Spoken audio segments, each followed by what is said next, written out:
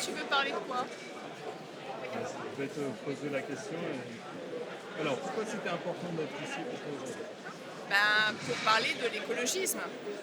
C'est un sujet dont on parle assez peu pour l'instant, de rappeler comment on arrive à une perte de souveraineté, notamment énergétique.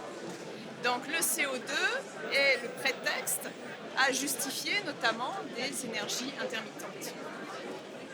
Comment est-ce que le souverainisme qui est accusé de moins de 3% d'intention de vote en France peut prendre un peu son essor?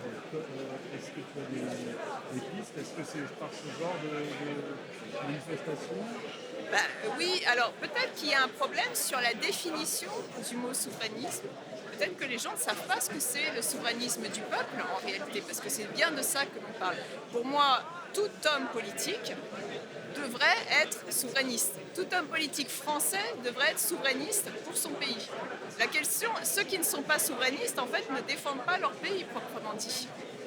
Donc déjà ça. Moi, je parle aussi au niveau philosophique de la souveraineté personnelle qui va en lien avec la souveraineté d'un pays, c'est-à-dire la capacité à avoir un esprit critique, à ne pas se laisser avoir par une propagande. Donc là, il y a l'écologisme, mais il n'y a pas que l'écologisme, hein, il y a aussi le covidisme, etc. Donc peut-être expliquer le fondamental du souverainisme. Et voilà, il y a à redonner cette définition qui n'est peut-être pas donnée, en tout cas pas dans tous les médias visiblement.